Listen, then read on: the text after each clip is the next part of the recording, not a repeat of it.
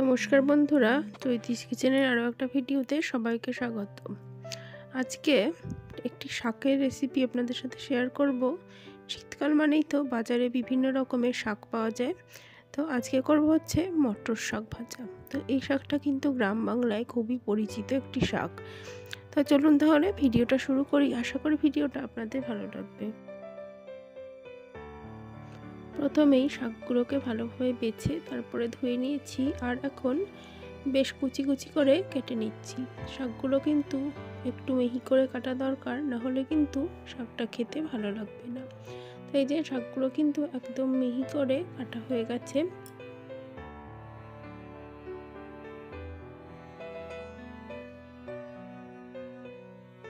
সমস্ত শাকটা মিহি করে কেটে নিয়েছি, আর কেটে নিয়েছি বেগুন, এরকম চৌকো করে, কাঁচা লঙ্কা আর একটু আদা গ্রেট করে নিয়েছি।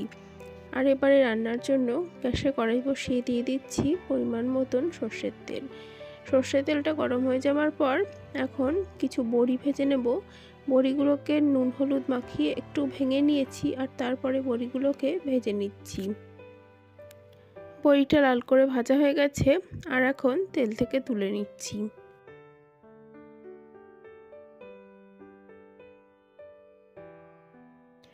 সমস্ত বড়িগুলো তুলে নেবার পর এখন ওই তেলেই বেগুনগুলো ভেজে নেব।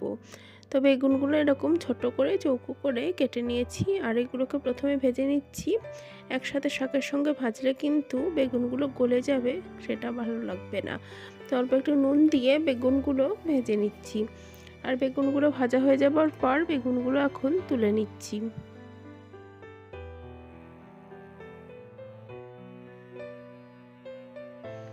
বেগুনগুলো ভাজা হয়ে যাবার পর এখন ওই তেলেই ফোড়ন দিয়ে দিচ্ছি কিছু কালো জিরে, আর দিয়ে দিলাম দুটো শুকনো লঙ্কা। ফোড়নটা একটু ভালো করে ভেজে নেব। আর এদিকে ফোড়নটা রেডি হয়ে যাবার পর এখন গ্রেট করে রাখা আদাটা দিয়ে দিলাম। আদাটা দিয়ে এখন কিছুক্ষণ একটু আদাটা ভেজে নেব, যাতে আদার কাঁচা গন্ধটা চলে যায়। আর তারপরে দিয়ে দিচ্ছি কুচিয়ে রাখা শাক। শাকটা দিয়ে ভালোভাবে একটু আদার সাথে মিশিয়ে নেব। আর শাকটা দিয়ে দেবার পর দিয়ে দিচ্ছি পরিমাণ মতন লবণ, দিয়ে দিলাম পরিমাণ মতন হলুদ, আর দিয়ে দেব অল্প একটু চিনি। তো চিনিটা যারা পছন্দ করেন না দেবেন না, চিনিটা দিলে কিন্তু স্বাদটা ব্যালেন্স হয়ে যায়। তো এবার সমস্তটা ভালোভাবে মিশিয়ে নিচ্ছি।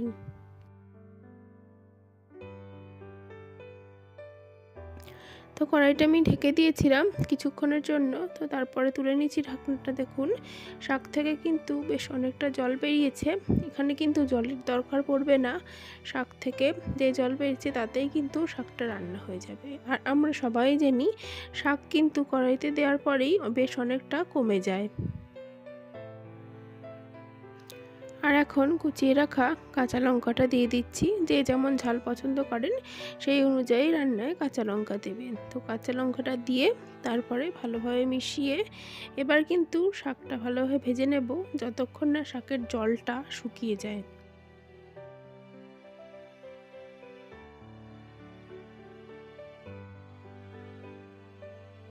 আর শাকটা কিছুক্ষণ ভেজে নেবার পর এবার ভেজে রাখা বেগুন আর ভেজে রাখা বড়িটা দিয়ে দিলাম, দিয়ে ভালোভাবে মিশিয়ে নিচ্ছি। দিয়ে এবার ভালোভাবে কিন্তু শাকটা ভেজে নেব। এভাবে মটর শাক রান্না করলে কিন্তু গরম ভাতের সাথে বেশ দারুণ লাগে খেতে।